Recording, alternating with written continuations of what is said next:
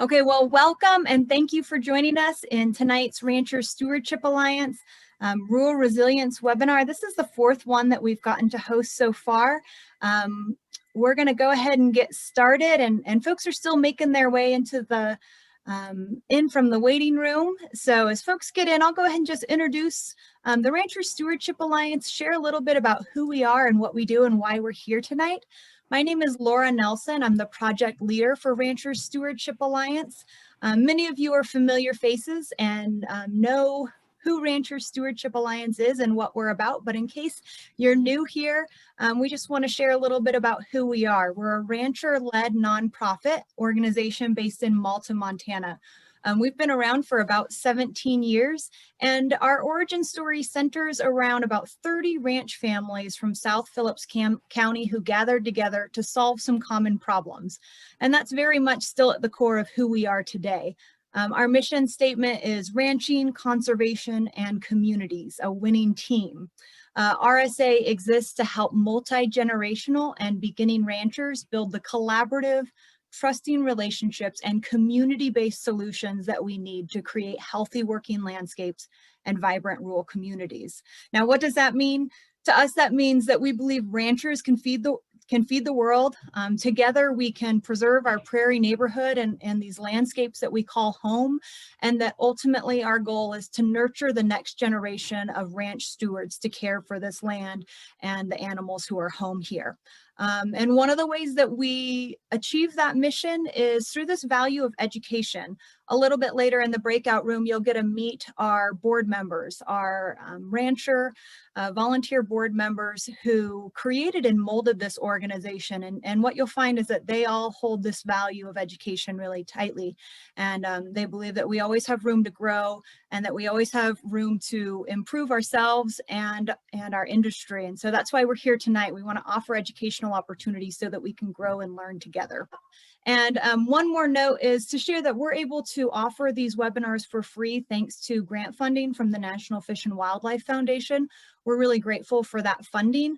And just know that if you want to continue to see educational events like this, that you can support the work that Rancher Stewardship Alliance does through our donation page on our website.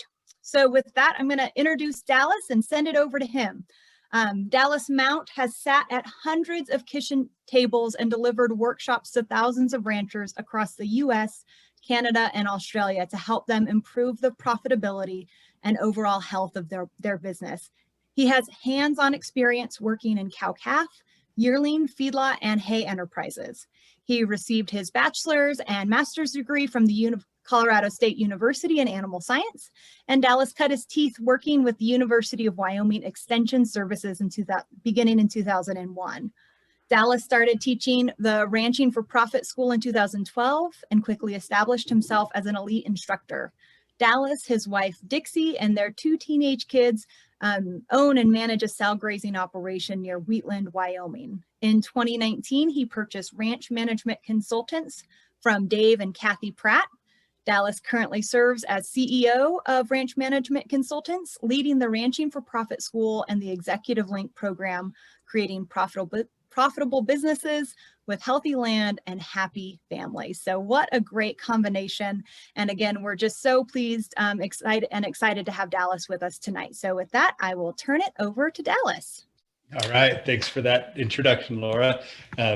Excited to be here with you guys. I've had the opportunity to work with Rancher Stewardship Alliance in the past, and awesome organizations, some great people. It's nice to look out and see some friendly faces here of people who have been a part of our program for years. And so I'm pleased to be with you tonight. I'm glad Laura mentioned Dave and Kathy. You know, I have a privilege to stand on the shoulders of the giants that have come before me. And Stan Parsons and Dave Pratt have built an amazing collection of knowledge in what's ranching for profit and the work that we do. And I'm fortunate to carry that on. So really excited to be with you. All right, I'm going to see if I can get the screen share here to go. We'll get this going. And there we go. Laura, I can see you. Do you have the screen? All right, awesome. So I've been asked to share with you guys the first two grazing principles tonight, and really looking at some things to think about in terms of getting our grazing right. Now, when we talk about this at Ranching for Profit, we don't. It's great to build ecology and to be a part of that, and that's really motivating. But I think it's really a part of helping our ranch businesses be successful in the long term, more than just doing it for the altruistic reasons. That's part of it as well, and I believe in that. But it's about creating profitable businesses that support families that are well taken care of, that can do this in a way that we can carry on and build land health at the same time. So we're going to hit it at the business management side tonight. I think most of you are familiar with what we do, so I'm going to be brief on this. Our company does two main things. We teach the Ranching for Profit School, which is a 7-day business management school for ranchers. And it's based on the idea that knowing how to raise crops or raise livestock is not the same thing as knowing how to run a business that raises crops or raises livestock. They're two entirely different things. And, most of us that grew up in agriculture, we were taught how to be productive and how to raise the calves and raise the crops. And many of us were not taught how to run a business that does those things. And they're two different things. And, if your dad might have taught you how to build a fence and how to pull a calf, but did he teach you how to put together a cash flow and economic projections and a plan that keeps people moving towards the same direction, really? So that's what we do, is we run that school, and we've been doing it for almost 40 years now. So the second thing that we do is a program called Executive Link. And EL is based on the idea that when you're self-employed, you work for a lunatic. Okay. And the reason is because that lunatic lets you get away with doing the things that you enjoy and the things that you're good at, while oftentimes the things that need to be done are left undone. And for many of us that own small businesses, that is often the really high value tasks, the things that move the needle. And we're actually at a time in our business right now where we're doing our strategic planning stuff. And just today, I was flabbergasted as I was looking into my business that there was a movement of about $80,000 of value that I was unaware of until I started doing those numbers today. And to me, it really kind of changes the strategy of where we're going to go with a piece of our business next year. And I think that, to me, it's just, I really enjoy that stuff of getting into the strategy of the business. But it's one of those things that when we get so busy doing the day-to-day things, we can neglect those things. And I mean, here I am, I do this stuff, and there's $80,000 that I had lost track of. So it happens to everybody. So the EL program is really based on that. And what we do is we put ranches on peer advisory boards. They meet 3 times a year through a structured, facilitated process. They look inside each other's business, give each other strategic level advice, and then perhaps most importantly, they hold each other accountable to making sure those things are done. And looking at our group tonight, we've got several people that are currently in our EL program or have been at some time. So love to hear from you guys tonight and everybody as well. So let's jump into it. So we're going to talk about grazing principles. And I love this quote. This is the quote I start the schools with now, from Harriet Emerson, where it said, "As to methods, there may be a million and then some, but principles are few. And the man who grasps at principles can successfully select his own methods. And the man who tries methods ignoring principles is sure to have trouble." So often in our grazing discussions that you have at the coffee shop, or that you catch on Facebook, or you hear online, you hear a lot of practices around grazing, right? Well, how many days? What's your graze period? Okay, and what, maybe somebody that might even know a little more, the right question might be, well, what's the recovery period, right? And people start saying, well, they're using a 45-day recovery. Maybe I should use a 45-day recovery, right? And those are focused on practices. How intensely do you graze those plants? Are you severe grazing or are you light grazing? Again, practices. So I think it's important to pull back and focus on the principles. And I mentioned Dave and Stan and these people that came before me. These principles have been time tested, and they've held up to that challenge. And I had the privilege several years ago to go into Australia and working with our sister company over there, and the principles apply. The principles are the same. So we're going to talk about a couple of grazing principles tonight.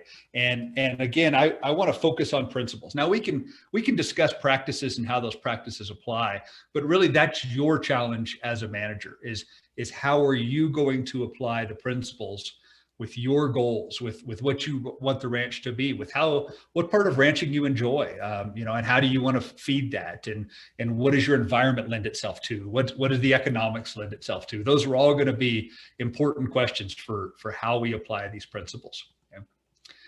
So just some photos about the different environments, and you hear people say, well, that grazing stuff, that's great wherever, but it won't work here. Right? When we go teach schools in Texas, the Texans say, well, that's great in Nebraska and Montana and Wyoming, but it doesn't work here in Texas. And when we come teach schools in Montana and Canada, people there say, well, that works great in South Texas, but it doesn't work here. Right?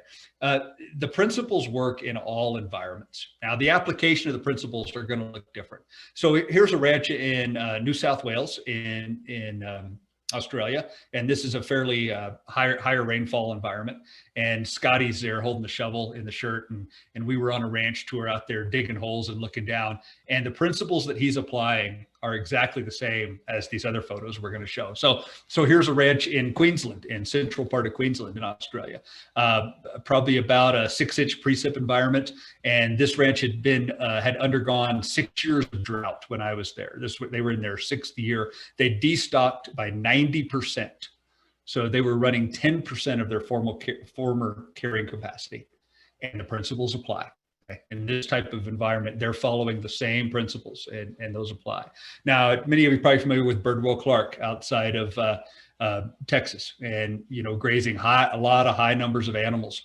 Principles apply. Their goals might be different than some of you, and the way that they're doing it is probably not going to be the same application that you're going to want to do.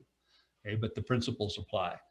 Here's a ranch member of our EL program, Lewis Martin, down in southeastern Colorado in about a 6-inch precip environment between Colorado Springs and Pueblo, out there on the eastern plains of Colorado, doing an amazing job grazing these yearlings out on some larger landscapes, and the results he's getting are phenomenal. Yeah. And then here's John Locke, south of Houston, and I think this is it's a 50 or 60-inch precip environment. And the principles apply. Okay? So no matter where you go in the world, we're going to have these principles that work, and the way you apply them is probably going to look very different. Now, the things that John is doing and the goals he has with this group of cattle and the goals he has for this landscape are not going to overlay well with what most of you are doing. This is a situation where these animals are moved about 10 times a day. John's got automatic fence system that lifts that fence up, and those animals walk under it. And that happens about every 45 minutes during the daylight hours. So it's really incredible, the results he's getting there. Okay, so let's do some drawing, right? This is going to be arts and crafts day here. We'll start. So there's your ranch, right? And it's a 3-dimensional ranch. So we've got all sorts of things going on, and we've got the sunlight shining down on it. So when that sunlight shines down and hits your ranch, what do you want it to hit? Okay, what's the process that we're trying to capture there? Okay, well, it's photosynthesis, right? And I've heard Jim Garish say, we want the most effective solar panel that we can have. Okay, so what does it take to have an effective solar panel? Okay, well, it takes plants that are covering that ground. Now, what kind of plants? Okay, there's going to be grasses, there's going to be things, but more particularly, what color plants are going to have an active solar panel? Okay, so green ones, of course, right? So we want as many green leaves for how long? Okay, do we want them just for a short period of time? No, obviously we want them for as long as that environment can support. Okay, so as many green leaves for as long as that environment can support. So does that mean one type of plant? It probably means a diversity of plants, maybe some tall, maybe some short. You guys are going to gain quickly here. I'm not an artist. Okay, maybe they're not all grass plants. Okay, maybe we've got some legumes, some clovers, some other kind of things that are out here on this landscape as well. Okay, so as many different kind of plants that are green for as much of the year as possible. That's the goal of creating an effective solar panel. Now, it's not just sunshine that's coming down.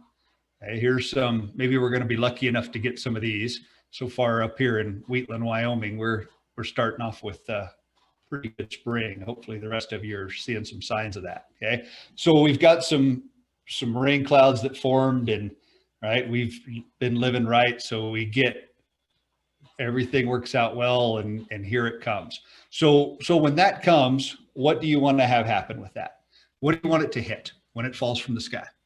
Okay. Well, do you want it to hit bare soil? Well, no, hopefully not. That's going to cause a problem, because if it hits bare soil, it's going to splash back. It's going to cause some compaction, and it's probably going to start to run off. Okay. So we want those, when those water droplets hit, to hit some type of material before it hits that soil. Okay. So maybe it's living plant material. Maybe underneath this living plant material is some of last year's plant material. Maybe some of it's standing. Maybe some of it's on the ground. Underneath that might be some leftovers of the year before plant material. So we want to capture that rainfall, right? That's the point of that, is when that rainfall comes down, we want to capture it. We don't want it to run off. Okay, now we drew a 3-dimensional ranch on here for a reason. And underneath each of these, okay, we've got a rooting zone of these plants. So if we're going to use this precip that falls, what do we want those roots to be? They're the things that are going to be taking a lot of that up, right? So how do we want those roots? Now, maybe underneath this legume here, we've got a nice taproot that's going down in there, getting to some areas these plants are, okay? So we want to capture that. We want to have that rooting zone be in an area that this moisture can be accessed by that. If all of our plants are these low growing, short rooted plants, then what's going to happen is that moisture is going to go right down on through beyond the capture zone of where those roots are. Okay? So it's really that simple. Now, here we go. Now we're ranching. We got a, this is where my drawing really takes a downhill spiral. Okay. I did pass 3rd grade art. That's about it. Okay, there we go. Okay, we've got a beast, right? And there we go, give it a tail. A little tuft of hair on the tail, okay? So we've got our beast, and it's grazing that stuff, landing here into the rumen, right? And at some point, out it comes, okay? You didn't think we'd be drawing poo tonight right after dinner, did you? Okay. All right, so there we go, and we'll even do a little bit of, there we animated. So what do we want to have happen there? This is all part of the cycle, isn't it? So when after that feed comes through the animal take what it needs and it plops back out. What do we want to have going on there? We need some other things happening there, don't we? Okay, so I know you guys have been working with Nicole, so you're thinking about this. We want critters, right? It's all about that microbiology that's going on around here. So things are coming up and feeding on this, and then those nutrients are going back down. Yes, some nutrients are going to go up in the air, but the thing is, if we create health in this whole system, we're going to start to create that cycle where those nutrients can be back available to that. Okay. So really, as we think about it, all that's going on, that's what we're going to be talking about today, right? Is how to make that happen. So let's summarize. I love that quote at the top, by the way. Ranching is a really simple business. The complicated part is keeping it simple. Okay. Ranching is about having an effective solar panel, about capturing precip, about creating where microbes can live and thrive and create that nutrient cycling that keeps all this thing working, right? I mean, so many of us, Laura was reading my introduction, and I went to animal science, and I had a great experience there, but we spent all of our time looking at this, okay? I mean, that's like a farmer saying, let me show you my farm, and you walk out to the machinery shed, and they open the doors in the machinery shed, and they go, okay, there, you've seen the farm, right? I mean, that's not farming. And looking at the cow is not ranching, right? We have to appreciate the whole system, because what we're doing as ranchers is we're keeping this engine tuned up, okay? Because all this that we just drew here, that's our engine. That's our economic engine. And we want to keep that thing running well so that it can be effective solar panel and do all these things that we're talking about. Now, let's put some names on these things, okay? There, I drawn it a little bit before, so we could name them here. So here's the idea. Catch some rays, have an effective solar panel. Soak it up. When that rainfall falls, we want to get it in the ground and soak it up into a space that's usable by those plants. They hold on to it. So plants of different rooting depths, we want to encourage plants to have deep roots. So that's going to mean allow some top growth to occur, because top growth and bottom growth are related to each other, right? So the deeper those roots can be, the more they can access that. The more they can access that, the more carbon they can pump into the ground. The more carbon they can pump into the ground, the more opportunities we can build microbial life. Okay? Mix it up. So plant diversity. species diversity, all these different kinds of diversity that we can encourage in that. It's just going to help create that, and then break it down so that falls out the back into the animal to get that cycling happen well. Okay. So if you guys watch Jeopardy, and remember when Alex Trebek would walk out at the very first, the guy Johnny would start in and say, "This is Jeopardy." Okay. So in school, once we draw this up, I always like to say, "This is ranching." Okay. This is what we're talking about. This is ranching, is making all this stuff happen well. So that's what we're going to focus on today as we go through our talk. And again, we're just going to hit on the first couple principles of this, but think about it from an applied way. So here we go. Let's start with an example. Let's bring this back to economics and what we can do and how we might apply this. Dear RMC, we ranch in an arid environment, and our primary enterprises are commercial cow-calf and seed stock. Well, the registered cows calve earlier in February and March, and for breeding purposes, we break the registered cows into 4 different groups during the April through July when we're breeding them. Our commercial herd of 800 cows calves in April and May, and we break them into 2 groups by sex of the calves, mainly for water reasons. We also have a few herds of yearling bulls, and if we put too many bulls in one mob, they fight, damaging our facilities and one another. And we have a herd of our replacement heifers and our horses. Are you tracking with us now? Okay, we got 4, 5, 6, 7, let's say 2 herds of bulls, 7, 8 horses, heifers. Okay, we got about 10 different herds of animals on this ranch. Now, these guys want some goals from this ranch. So they have 3 adult children who want to be part of the business. And we're eager to have them back, but that'll mean supporting 6 families on the ranch. Oh, my parents and brothers are also part of the business. And I've heard that by getting better at our grazing, we can run more animals, maybe even double the stocking rate. I've also heard that while we can increase stocking rate, individual animal performance will suffer. Well, being in the seed stock business, animal performance is very important to us. How can we get better at our grazing and maintain animal performance? Right. So they've been reading some things and been thinking about it. And they said, if we could increase the capacity of this ranch, it could really help crank that economic engine. But we've heard from neighbors, we've heard some others that say, well, they went to this more intensive grazing stuff and animal performance fell off a cliff. So they're looking to balance the animal performance with increasing carrying capacity. So we're getting ready to throw you guys into breakout. And here's the question I want to have. So let's make some assumptions here.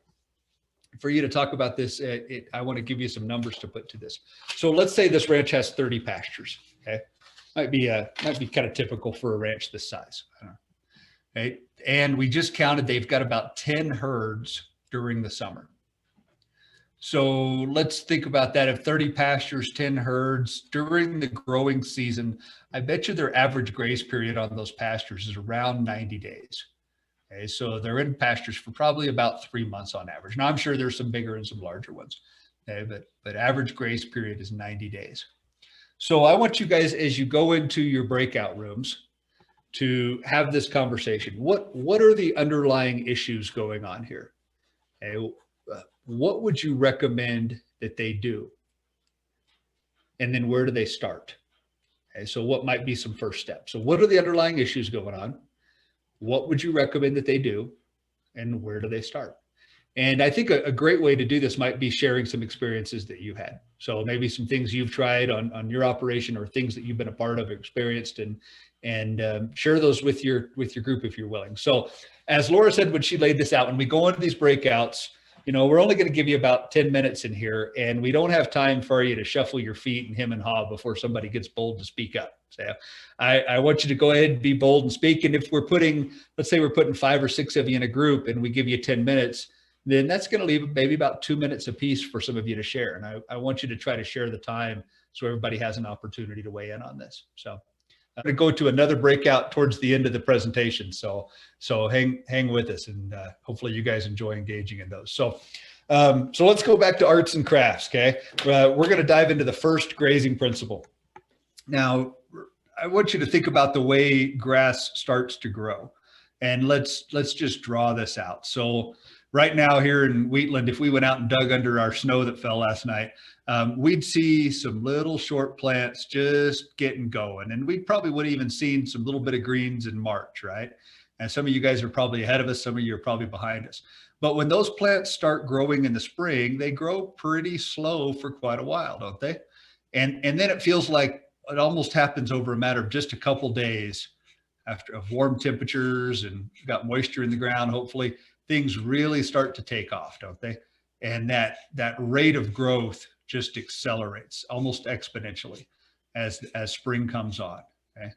And then at some point in those days start getting warmer, maybe moisture in the soil starts getting a bit lower, things kind of taper off in terms of that rate of growth. And that's when we usually start seeing some seed heads on those cool seasons and things are popping there, right? And if we keep drawing this out, then at some point those plants will start to senesce. And let's find a different color here. Sometimes it's a little hard to handle this pen here. And we're going to start to pick up some more brown, and then eventually it's all going to be kind of lower quality stuff. So if that's the way plants grow, and they do in just about every case, okay, and the slope of these curves are going to be different, but it's almost always a sigmoidal shaped growth curve, isn't it? Okay. So let's name those phases, and we've got really fancy names for this. We were very creative and said there's phase 1, phase 2, and phase 3. Okay. And so in some of your environments, that might all happen within 45 days, right? Everything on your ranch might go from phase 1 all the way up through phase 3 in 45 days. And some of you in more temperate environments with longer seasons, it might be 180 days, 200 days for that curve to take place. Okay. And there might be a warm season curve and a cool season curve, but the point remains, okay, there's phase 1, phase 2, and phase 3. Now, if we thought about that from a ranch feed source perspective, what we're really graphing there is quantity in the pasture. Okay. And if that's related to the nutrient of energy, okay, of total energy in there. So these plants, the total energy available in that pasture goes up. And then as we get into phase 3, that total energy actually starts to go down as that quality decreases as well. Okay. So we mentioned quality. While we've got energy graph there, let's graph quality. So if we went out and sampled these plants, okay, we're going to go out there on our hands and knees, and when they're in phase 1, we're going to get some grass plants, clip them, put them in a baggie, send them off to the lab. What kind of protein content are they going to have? Okay, they're going to have really high protein content initially. And that protein content is going to stay fairly high through most of phase 2. And then as we get into late phase 2 and phase 3, that's just going to fall right off, isn't it? Okay, so that red line is corresponded with quality, okay, which in terms of nutrients, we talk about protein. Okay. So there's kind of our graph of how those plants grow through the year. Now let's put in some grazing animals on this. And we're going to graze in a petri dish. Okay. So in the perfect world with perfect control over when the animals come in and when we take them out, on what day, if this is the way your plants are growing and it's a perfect world, you don't have any other considerations to deal with, on what day would you want the animals to go in this pasture? Well, we wouldn't want to turn them in down here, would we? Because it's not ready yet. And we wouldn't want to let those plants get all the way up here into phase 3 before we turn them in either, because then the quality is falling off. So most people are going to say, let's turn them in late phase 2. Okay, so let's let those plants really get started, because we have to think about what's going on underneath the ground as well, right? Remember we said top growth is correlated with bottom growth. So here we've got those roots are just getting active, and then here they're starting to get deeper. Right. And then now we're really going. And remember that picture we had? We want to let those roots get deep so they can access that moisture and capture that. Okay. So let's turn them in that late phase 2. And then it doesn't really work this way, but let's say that animal started grazing at this graph and just grazed on a downward, right down that line. Okay. So we're just eating that plant right down that line. When would you want to take the animal out? When would be the right day to do that? And now, you know, there might be an argument for here if we're really managing for really high animal performance, right? Let's just top those plants. But in most cases, people are going to say, well, let's go ahead and graze them down to somewhere in here. Okay, we don't want to take them clear down into phase 1, because then we have to start that slow growth again. But if we're managing somewhere on this graph in phase 2, that's going to give good quality of feed, and it's going to keep those plants on a curve where they can regrow fairly quickly. Okay. Now we're managing in a petri dish, and I realize in the real world there's a lot of other challenges to go. Okay, but let's examine this for a little bit, because we're getting towards a principle. So as we draw this line down and we look at this point, now this is months, okay, or a measure of time. Okay, so as we draw this line straight down here, if we put the animals in here, take the animals out here, and moisture conditions and temperature conditions are right, that plant's going to continue to regrow and start marching back up this line. And what we've just diagrammed there is the recovery period. Okay, the amount of time that that plant needs to recover following a grazing to that severity. Okay, so getting that recovery period right and building that recovery period in, I'm going to put down here RP underneath that, is a critical aspect of getting grazing right. Okay. And I mean, we think about this stuff, it's intuitively obvious, isn't it? I mean, those plants need time to recover during a period of active growth. Okay. Now, we sometimes use the word rest period, and I use that as well. Rest and recovery are not the same thing, right? You can have rest where no recovery is occurring. Okay. I'm in Montana, and I rest my pastures every year from the 1st of December to the 1st of April, right? Who cares? Okay. No active recovery is happening. Okay. So we want to have rest at meaningful times when active growth is occurring. Okay. So let's play with this a little bit more. Now, your plants don't always grow at the same rate every year, do they? There's going to be times when this curve is going to be a very different, it's going to be a lot more elongated, right? So maybe if we were drawing this in mid-June, right, when things are really starting to warm up, and that curve might look a lot more like this, wouldn't it? Okay, it'd be a lot slower. So if we were turning those animals in here and taking them out here, okay, look at the difference in that rest period there. Okay, we've got this whole length here. Okay, so the length of time for an active recovery period is not a static thing. Okay, that recovery period is always moving, and it's your job to look at those, to pay attention, and to try to plan for what you think it's going to be. And then to go out and look when you're turning the animals in and say, are these plants recovered? Okay, and if they're not recovered, then we need to lengthen the recovery period. If you're coming in there and you think, man, I wish I was in here 2 weeks ago. Okay, well, then our recovery period is too long. So the principle is this: allow plants to fully recover. And recovery period depends on the rate of growth. Okay, that recovery period is going to depend on the rate of growth. And it's intuitively obvious, right? But slow growth equals long recovery. Okay, and the opposite would be true. Fast growth is shorter recovery. Okay, so that's going to be a moving target. If you're grazing plants like here, we're getting ready, the cattle are starting to come in here. We'll have cattle we'll be receiving in about 3 weeks. This first time when we go through those pastures, we're going to be coming back to some of these on some of our bottom land within about 30 days, right? We're just going to be topping those plants. We'll be coming back in. Now, once we come back through that second time, and now we're getting into June, now we're going to be looking at 60 or 90-day recovery periods. Okay. There's some other aspects that are important to think about here. Now, Savory and others described landscapes as brittle or non-brittle.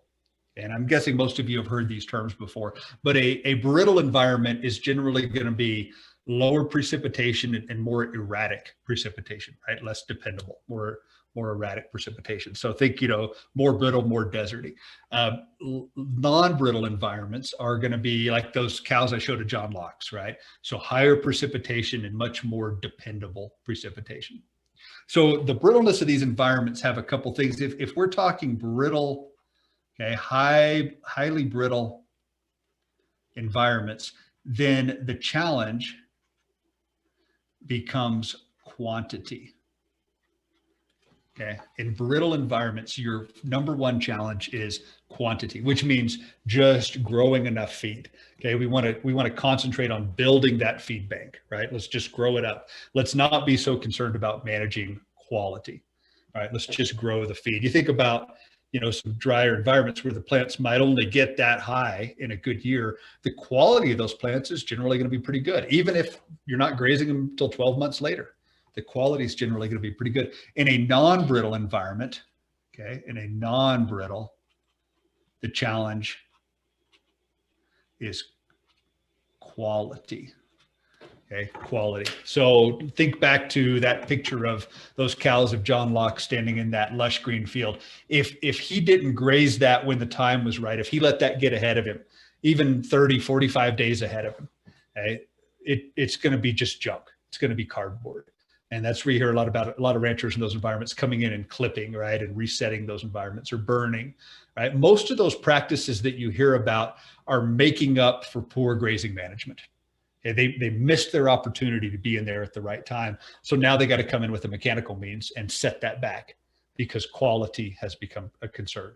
Okay, so when we talk about keeping those plants into phase 2, and you hear about this a lot from grazers, right? I want to keep those plants into phase 2. That's much more a common approach in a non-brittle environment. Okay, and for you guys that ranch in Montana, Wyoming, think your irrigated pastures, right? That's a non-brittle environment. So that's where we can graze those plants and keep them into phase 2 by working off the top end of those grass plants. Okay, out on our more desert landscapes, that's an impractical approach, right? We just can't have those animals where we need them at that day. Okay, so one more point on this graph. Remember, we turned those animals in here. We took them out here. Well, let's say somebody went on vacation the day they were supposed to take the animals out. Okay, and they came back 3 days later, and those animals just kept eating down this curve, and we took them out right here. Okay, they were probably ready to move by the time we got in there. What do you notice now? We're going to take those animals out, and those grasses are going to start marching back up this curve. What do you notice about the recovery period if we graze severely? And it's important choice of words there. We didn't overgraze it. We grazed it severely. Okay. What do you notice about the recovery period following severe grazing? So here's where we start, and now we're going to go to here. So there is our new recovery period. Right? Where before, if we grazed them to a moderate, that was our recovery period. So, and look how much more we took. We just took a little bit more. So following severe grazing, the recovery period needs to get longer. Okay. Did we overgraze those plants? Not necessarily. Not unless we came back too soon. Okay, not unless we came back in here and said, well, we're gonna start here and we're gonna turn those animals back in here. So overgrazing is a function of time. Okay, overgrazing is a function of time. You overgraze plants by one of two ways. You stay too long to where those animals are taking multiple bites off an individual plant before it has time to recover. Okay, or you come back too soon. We take a bite, we go out for a little while, that plant's just starting to recover, and we come back in and bite it again. Okay. Overgrazing and severe grazing are two different things. Sometimes severe grazing is fine. Sometimes it can help us accomplish some landscape objectives. From an animal performance sake, oftentimes we give up a lot when we severely graze. But from a landscape perspective, severe grazing is not necessarily overgrazing. All right, so there's principle number 1, allow those plants to fully recover. Let me check in on how I'm doing. Oh, we better get to humming here. Okay, how has this pasture been overgrazed or overrested? Yes. Okay. Overgrazing happens on a plant by plant basis. Okay, not a pasture by pasture basis. So we can have overgrazing and undergrazing happening side by side. Okay, think one horse on one section pasture. Right, that's a perfect example of overrest and overgrazing happening side by side. So let's push forward here because I want to get you guys some information that we have. Second principle: short graze periods improve animal performance and improve harvest efficiency. Okay, let's play with this a little bit. If we put some animals in a pasture, and this was actually some graduate students that did this, they had these cattle on a 6-day rotation. Day 1. They put them in there, they ate that much. This is as a percent of body weight. Day 2, day 3, day 4, day 5, day 6. And then they turned them back in. 1, 2, 3, 4, 5, 6. That's the way those animals were eating. Well, if we rearranged those animals to where they were on a 2-day grazing program, same feed conditions, same animals, this is what their intake is going to look like. It's going to go from here right to about here, and then it's going to just bounce around right in this area. Okay. So which animals are going to perform better? Those that were on that 6-day grace period or those that were on the 2-day grace period? Okay. Well, it doesn't take very long to see here that these animals are going to have a better performance characteristics than these animals. Okay. Now, I like to call this the feed truck effect. When I worked in the feed yards, on most big feed yards, they'll run the feed truck at least twice a day. Okay. Now, they could put all that feed out in one feeding. Why do they run it twice a day? Well, that feed truck coming by is going to stimulate intake, right? It's just like somebody, you just finished eating dinner and somebody walks out with a fresh plate of hot brownies, right? You're going to be like, ooh, something else, right? So there's a stimulation effect to those shorter graze periods. John Locke was moving those cattle 10 times a day. Every time that fence opens, those animals are full, but that fence opens up and they're like, hey, there's something fresh out there. Let's go see what's there, right? So shorter grace periods improve animal performance. There is a but to that. And the but is, if we backed up one here, okay, it has to do with the severity of graze. We can't say, well, we're going to do short grace periods and we're going to graze severely every time, right? Because obviously that's going to have an effect on animal performance as to how severely we're grazing. But same level of severity, shorter the grace periods, the better the animal performance. So there's something for our guy managing for animal performance could do is get that right. You hear sometimes people say, well, I put in these grazing systems and yeah, we started to see improvements in the plants, but the animal performance just fell off a cliff, right? And yearling guys will probably tell you that first because they're a little more keyed in with that performance. And so oftentimes it's because their graze periods were too long, right? They started rotating and giving those pastures rest, but they never really got up on the water and planed out. Okay. Dave Pratt calls it water skiing slow, right? They just never quite got there. It's like when you're behind the boat and you're almost drowning. Okay. You're water skiing slow. So there's a point where you kind of need to get over this curve to really get it happening. Okay. So let's touch on the second one here, harvest efficiency. What is harvest efficiency? Okay. Here's an example for you. 640 cows. 100 cows for 60 days in this pasture. Okay. Let's you and me take a walk on this pasture after we've grazed this. Now we're going to graze this right during the middle of the growing season. Okay, so let's graze it during the months of middle of May to middle of July. Okay, and when we come out of there, the middle of July, we're going to take a walk and we're going to start at this corner and we're going to walk across this pasture all the way down to this corner and assess this. What are we going to see? This is the water point right here in the middle. Okay. It's all the same terrain. There's no shelter. There's nothing. It's just where is the grazing pressure going to be? Okay. Yeah, well, absolutely. It's going to be right here around that water point. Okay. Now, if we were grazing this way this pasture's been grazed the same way for 20 years on this ranch. Okay.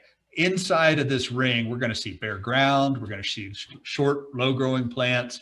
Right. We're probably going to be spending some money on some weed control stuff in here. There's going to be dirt blowing when the winds are blowing hard.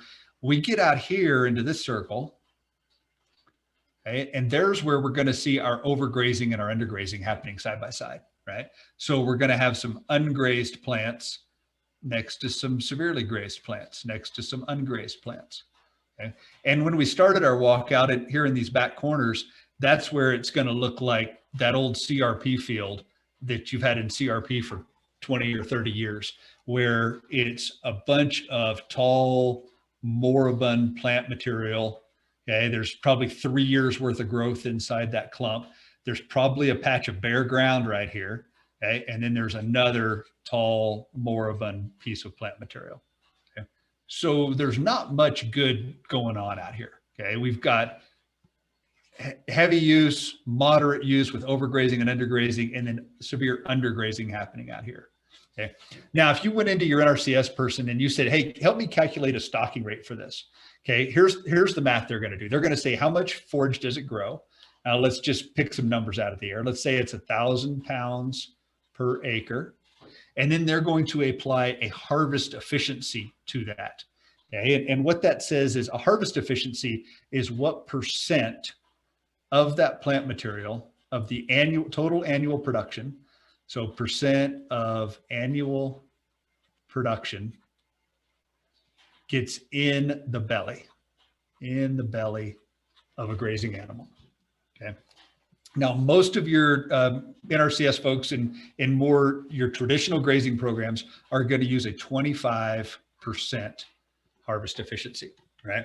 So you guys have heard graze half, leave half. Well, the half that gets grazed, not all that ends up in the belly, right? Some of it gets trampled, some of it gets fouled on, some of it's lost to insects and things like that. So the conventional wisdom is going to be 25%.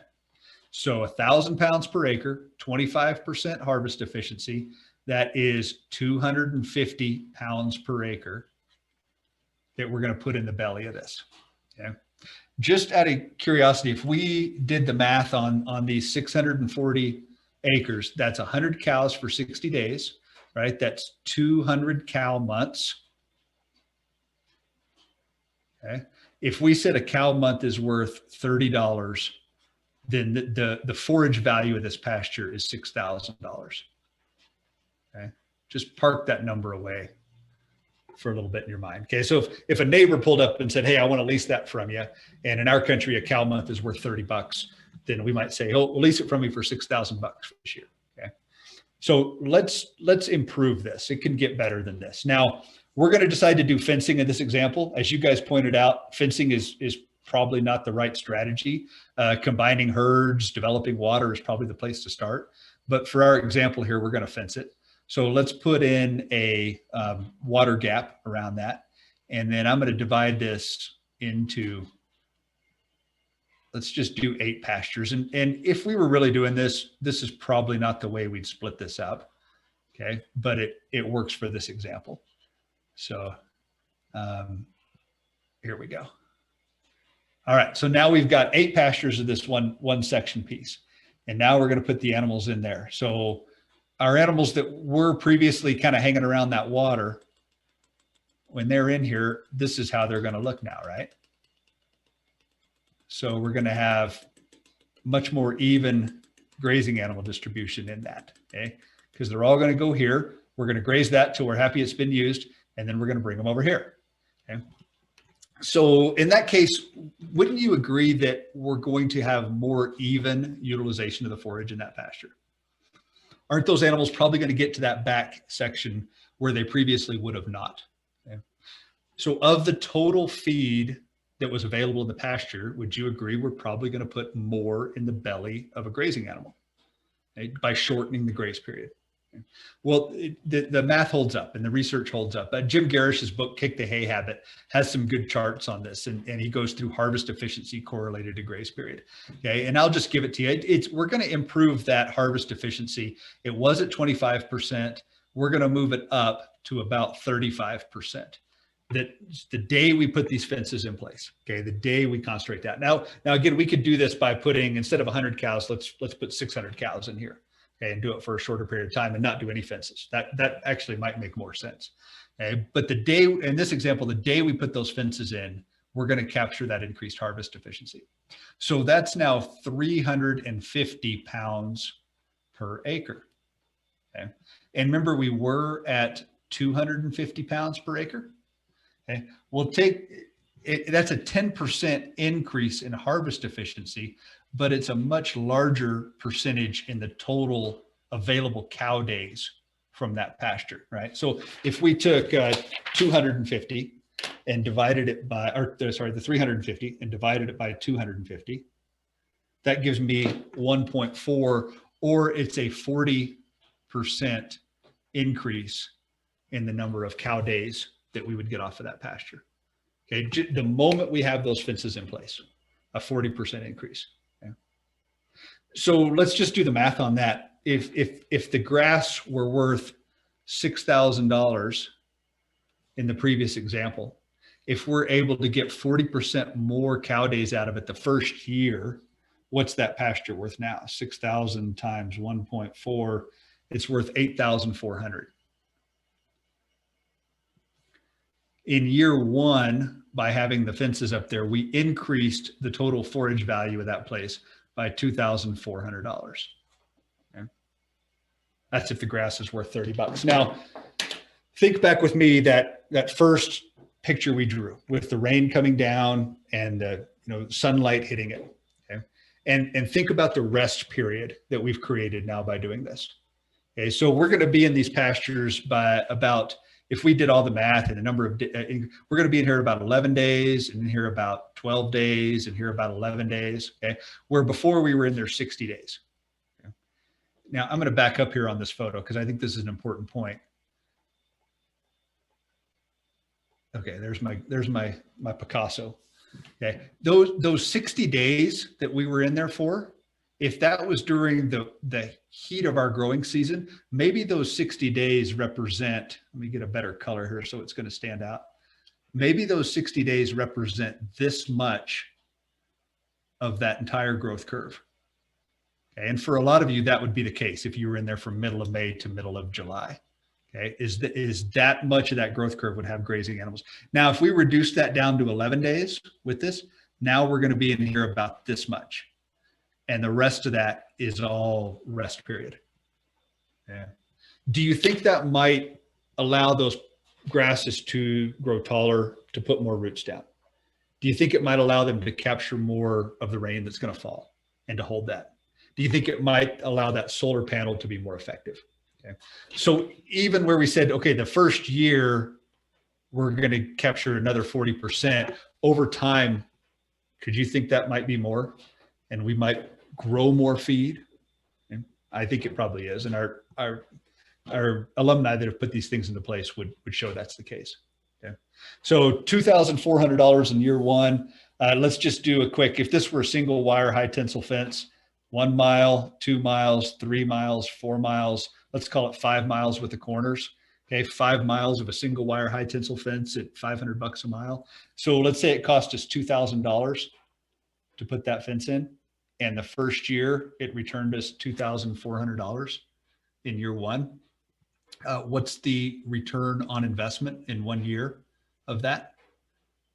It's over 100%, isn't it? How many opportunities do you have to pick up 100% return of investment in 1 year? Okay. Please don't hear me say I'm encouraging you to go out and fence every section of your rangeland like this. That's not what I'm saying. Okay. What I am saying is there is enormous economic benefit to getting good at the grazing. Okay. Maybe it's through combining herds. Maybe it doesn't even involve fencing. Okay. But there is big time economic value of that. So I want to throw you into your second breakout session. How are we doing on time, Angel, Laura? Have I burned up too much, or are we doing okay? Okay, I got the thumbs up from him. So here's the question. You've got $10,000 to invest in grazing infrastructure. Now, I want to give you guys the freedom to remove a zero or to add a zero. Okay? For some of you, $10,000 is not going to move the needle on your ranch. Make it $100,000. For others of you, $10,000 might be your entire year's investment. So maybe it's $1,000. Okay, whatever that number is appropriate for you. You've got a significant amount of money to invest in grazing infrastructure, and it must make 100% return in 1 year.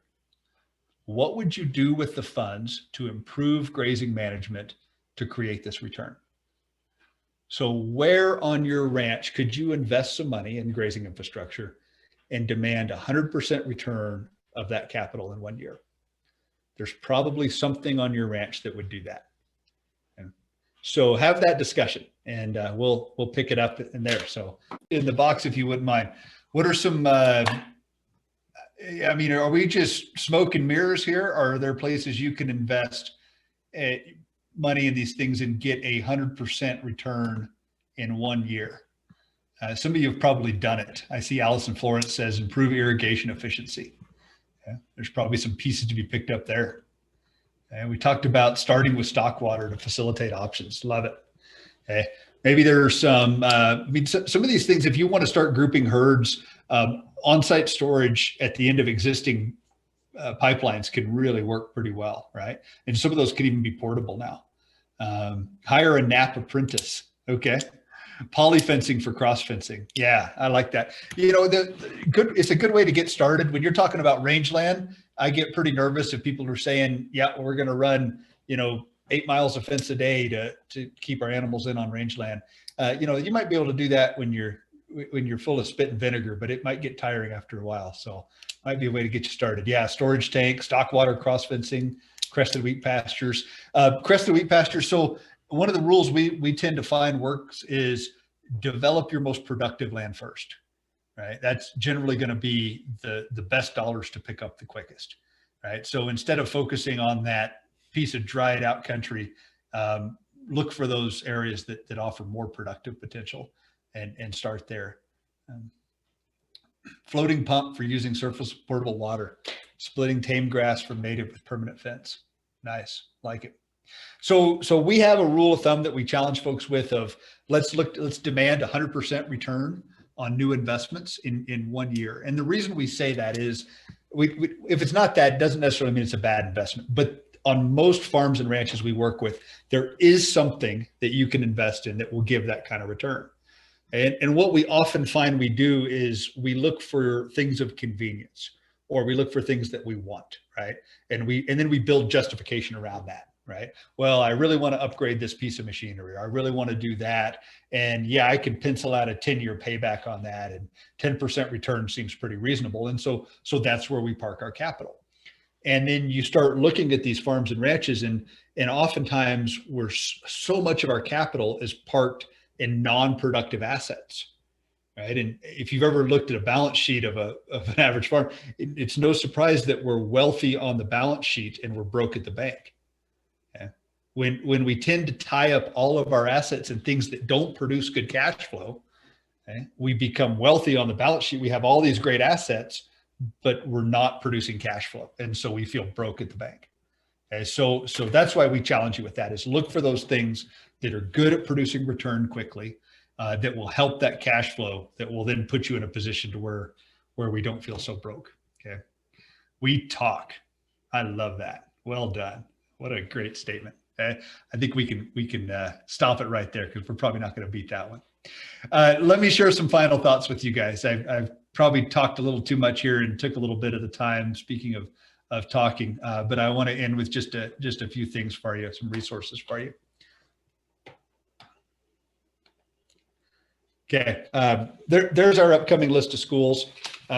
Getting ready to head out to Oklahoma City here next week to do one. That school is currently full. We've got a school in Columbus, Georgia. If you want to go to a school that Dave Pratt is teaching, there's a great opportunity. Right now, we've only got 12 people enrolled in that school. So you're going to get some real one-on-one attention at Columbus with Dave. And I call Dave the Yoda of RFP, right? The man is incredible in the classroom. So if you want to go that, John Locke, our newest instructor, will be in Kennewick, Washington. John does a great job. We've got a school in Dallas, Texas that I'll be doing, one in Phoenix, Arizona, if you're looking for an escape in the first week of December. And then we're back to our normal schedule of Colorado Springs, Billings, Cheyenne, Rapid. And then we added Minot this year in late January. So if you haven't been to a school yet, I'd love to have you come. If you've been and you're ready to repeat, we love repeats as well. About 20% of every Ranching for Profit school is made up of people taking the school for the second or third time. So we'd love to have our repeats come. If you want to stay in touch with what we're doing, there's some easy ways to do that. If you're not signed up for Profit Tips yet, it's a free e-newsletter that we send out twice a month, just with some, thought-provoking essay on something related, usually to business management and agriculture. So sign up for our Profit Tips. We've got a free video series that you can sign up for that'll be delivered to your inbox. It's 10 mini lessons, and we call that First Step. So if you go to our website, you'll see where to sign up for that. And we've got a YouTube channel, a Facebook, Instagram, Twitter, all that stuff. And then we've got some books and DVDs that we sell through our website, and we'd love to have you get those if you don't already have them. Of course, taking the Ranching for Profit school, and then getting involved with our Executive Link program, and you can find out about that on our website. So I'd like to move to the Q&A time. So Laura, Angel, let's go there, and we'll get into some discussion with you guys. Sounds good. Well, we have one right off the bat. And if you have questions, thoughts, comments, go ahead and put them in the chat box. Go ahead and throw them in there now and quickly, so we can get those answered. Josh and Leslie have a good one. Do you have suggestions on grazing through spring greenup? We currently feed hay to avoid damaging pastures. Yeah, that's a great question. And, there's always those times a year where you feel like you don't want anything out, right? And that springtime for me is one of those times, because I'm just thinking about where those grasses are and what stage they're in. I like to, those pastures that I'm in the spring, and especially if we feel like we hit them hard, I like to give them a long rest after that. And then I like to do that to different pastures each year, right? So that we're not hitting those same ones at some of those same critical months. So feeding hay is one way of doing it. Economically, I would probably shudder at that a little bit when looking at the numbers. But I would say if you're in that pasture during that time of year, on your grazing plan for the coming year, just budget in whatever kind of rest you're going to think that's going to take. In the environment we're working at, we're probably looking at 60 to 90 days of rest following a spring graze to really allow those plants to fully recover before they're ready to graze again. Great question, and I'm sorry I don't have a better answer for it.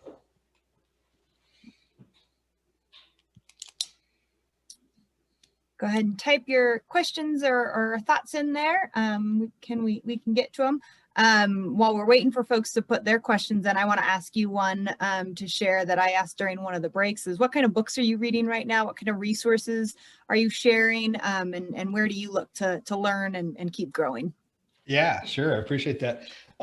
So we were talking about some good books through the break, and through our executive link program, we usually do a book a year in the fall that we look at, and one that we just did was Essentialism, and it's about finding those areas of where you're really effective and focusing there instead of trying to be everything to everyone always, right? Let's find those few things that we do well and focus our time there. So that Essentialism book was really a nice read. Another one we recently did that I continue to get feedback from our EL group about its effectiveness is a book called Profit First. Profit First is the name of it. And it's about thinking about, this is something that comes out of holistic management. They've been teaching this for years, but thinking about setting that profit target first. And so it's essentially changing that formula of income minus expenses equals profit to income minus profit equals expenses. And then we build our business around those expenses. So he's got some really practical solutions of putting that into place. So we tend to focus on books from the business management world, and then think of how do we apply those in our ag businesses. All right, we have a question from Jim. How effective can twice over grazing be in a traditional ranching operation? Yeah, good question, Jim. So I've seen it be pretty dang effective. So here's a rule of thumb that I think works pretty well. I'm sure it doesn't work in all environments, but for every 10 inches of precip you receive, you can plan on 1 growing season grazing. Okay, so twice over grazing, I'm assuming you're talking from like a 15-inch precip zone, 15 to 20-inch precip zone, right? So I think it can work pretty well in those environments. And when we're operating at about a 15-inch precip zone where we are, so those pastures that we're in early, we tend to come back and hit them later in the growing season for a second graze. And then we also almost always take a dormant season graze. Okay, so for every 10 inches of precip, 1 growing season graze, and then you can follow it by 1 or 2 dormant season grazings. And I think that tends to work pretty well. Now, in wetter environments, or your irrigated pastures, you're probably going to be looking for a lot more than just 2 growing season grazes. You're probably going to be pushing 3 or sometimes even 4 growing season grazes on those pastures. It depends on the severity, right? If we're taking it right down to the ground, we're going to get fewer grazings. If we're operating off the top end of those grass plants, we're going to tend to get more. So there's a lot of what ifs in there, but I think that can work. So what if you're on the other end of that spectrum? Kyla asked, so where do you start if you only get 5 inches of annual precip? Yeah, good question. So some of the best grazings I've seen are people operating in those really low precip environments. What they tend to do is have really long rest periods, recovery periods. There's a great ranch down here that I've had the pleasure of working with in near McFadden, Wyoming, Sims Ranch, and they have a really well-managed grazing system. They've been doing it for years, immaculate records. They're doing on average about 18 months of rest between grazings on those pastures. I showed you Lewis Martin's pastures there. Most of those are 12 months of rest with about a 3-day grazing grazing period. And so animals are only in there for about 3 days a year. Some of those he's pushing back to 18 months of rest on those. So one of the nice things about low precip is generally we can stockpile forage out in front of us for a long time, and that quality will remain. Great. Matt's got a question: with a May-June calving herd, what should the cow's body condition scores look like throughout the year? Okay. Yeah. Good question, Matt. So what we tend to think of, it used to be everybody thought you wanted to maintain the cows at a body condition score 5 to 6, right? I remember hearing that when we went through, and there's been some really neat stuff out of the Goodmanson Sandhills lab that's been coming out challenging that. If you guys haven't been reading that, you might look at it. And so what they've shown pretty convincingly over a number of years is we can ask animals to fluctuate that body condition and use that body condition as like an additional feed resource without giving up really much in terms of conception. Now some of this fetal programming stuff is still telling the story, right? There might be some impacts on calf performance in utero, like through the feedlot, right? But from just a cow herd performance, if you have an animal that's gaining weight on spring grass, okay, so let's say she comes out of winter in like a 4.5. So she's looking pretty thin. I'm not saying take her all the way down to a starving cow, right? But bring her out of winter as a thin cow. On green grass, we can stack on a full body condition pretty quick, right? So she's calving at about a 5.5. Okay. And now she might slip a little bit at post calving through that peak milk production. And now the critical management window in there is that change in body condition right before and through the first 30 days of the breeding. Right. So 2 weeks prior to breeding and the first 30 days of breeding, we don't want that animal losing weight during that time. Okay. Because what's going to happen metabolically, our signals are, whoa, things are tough. Let's not cycle. Let's not conceive. Right. So you're going to have a major impact on conceptions if she's losing weight right prior to that first breeding cycle. Right. So that's the time. If there's a time to spend a little bit on some protein supplement to flatten that body condition curve, that's a really good time to do it. Okay. But then once she's bred, we can again challenge some of that body condition. Okay. Now there's times when it's more economical to put it on and take it off. But that data from the Goodmanson would say it's fine to let those animals slip a little bit throughout those fall and winter months, and then allowing them to come back on that green grass in the spring. That performance is going to be just about the same as those cattle that maintain that body condition score 5, 6 throughout the year. Okay. Yeah, there's some risks in there. There's some drought risk, right? If we don't get green up, and those animals don't gain in there, but so those are worth balancing. But I think it challenges the old thought of they always have to maintain. So we have a couple other questions, comments about pertaining to the earlier one about managing grazing during green up, spring green up. I have another one about managing early season grazing, that March to mid-May period. And then Keith has some thoughts in here about it making sense to feed hay during the green up. Then he's got some pasture that he can optimize to use a little bit later, cutting hay, if you're reading this comment in here, Dallas. So any additional thoughts on managing that early season grazing? So I guess I'm probably going to give you an answer that's going to frustrate you a little bit. One of the things I believe strongly is there's not a prescription on how to run a profitable ranch. So I'm not going to be able to sit here in Wheatland, Wyoming and tell you how to structure your business for the most profit. Okay. What I'm going to do is say, put together the plan, show it to me, and let's vet it, right? Let's look for areas of, hey, well, yeah, that looks like it works. That doesn't, right? Now, one of the things I can tell you is from the hundreds of ranches I've looked at, the number one most correlated number with cow-calf profitability is amount of hay fed per cow. Okay. And it's inversely correlated. Okay. The ranch that feeds more hay per cow is almost always less profitable than the ranch that feeds little or no hay per cow. Okay. So I can tell you that for pretty sure. That being said, there's always exceptions, right? I've looked at some profitable ranches that feed quite a bit of hay. They're probably keying off some other competitive advantage on that. Okay. So it looks like he's kind of thinking through a system here where maybe I can, feed hay to create value in this. Love it. Show me the numbers, right? If you can create your profit targets with that, by all means, go for it. Don't let me tell you, well, you can't feed hay, right? Because I don't believe that's true. But at the same time, I look at a lot of ranch numbers and it's pretty convincing. There's a lot of opportunity to be made by cutting a lot of that cost out of your business. How many cows can I support? Good question. Yeah. So I kind of started diving into some of that stocking rate calculations when we were doing the harvest efficiency stuff. And that's going to be a moving target. That's one of the grazing principles we didn't get to, is matching the stocking rate with the carrying capacity. For most businesses, the question becomes, what is my static herd percentage and what is my flex herd percentage, right? And if you're a cow calf breeding operation, you probably shouldn't be stocked up to your gills with animals that you love, right?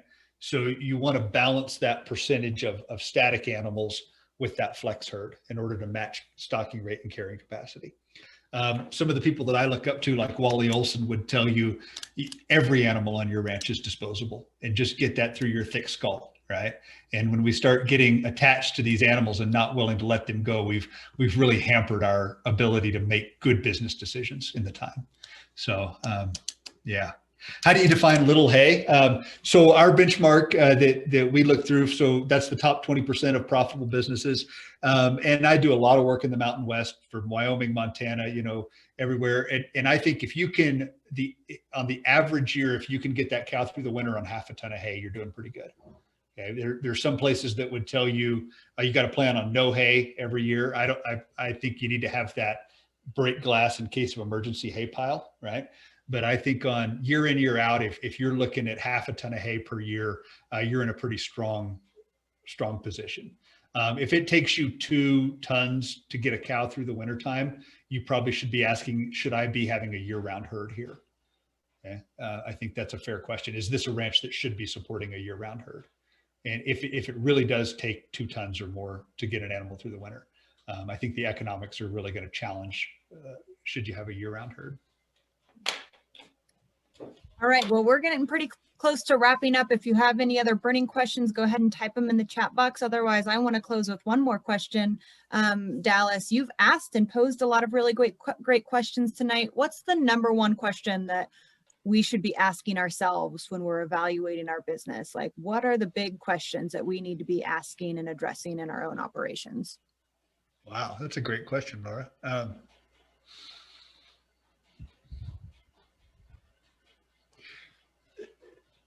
So I get to have the privilege of working with a lot of ranches from all over. We're talking about grazing tonight, and that's something I'm really passionate about and I love. And it's not grazing that's going to make your business succeed or fail, right? It's not animal performance that's going to make your business succeed or fail. It's those interpersonal relationships with the people that you are ranching with is what's going to make it succeed or fail. So I think being able to have those conversations in a way that builds that common vision that you're working towards, that brings people along with what you're trying to do, that gets people excited about being a part of what's going on in your business. Those are the skills that are going to be the deciding factor of, is this business going to go on another generation or two, or has it reached the end of the line? So I would encourage you to say, what can I do to develop my skills to lead this business through to the next challenges that it's going to be facing, right? And I think you're going to find the answer to that is in developing those interpersonal skills with leading your team and the people that you ranch with. Really good thought. And just for fun, I just happened to be listening to the Working Cows podcast this week and just listened to your episode on having the courage to have difficult conversations. So I'm going to go ahead and paste a link to that in the chat box as well. And with that, we're going to call it a night. So thank you all for joining us tonight. We'll take another minute to give a shameless plug for our next Rural Resilience Seminar. We're really excited about this. Will be our final one in the session. It's coming up Tuesday, May 18th. Ranching for a Resilient Future, Virtual Fencing for Land, Livestock, and Landscape Health. Our own Leo Barthelmess, president of RSA, will be presenting with Todd Parker with Fence Inc. about his work with collared cows and virtual fencing on their ranch. So we are really excited about that. And we also just opened up registration for our Nicole Masters in-person North Central Montana Soil Health Tour. So again, we'll have those registration links in the chat box. So again, thank you all for your time. Thank you for investing in yourself. I think Dallas's final comment there is really fitting for this. So I just commend each of you for joining us tonight and investing in yourselves, investing in your ranch, and investing in learning and growing. And that's just really fun to be a part of. So thank you from all of us at Rancher Stewardship Alliance. Thank you, Dallas. Give him one more round of applause. So thank you, Dallas. We appreciate you so much. And we will see you in another month. Thanks, everybody.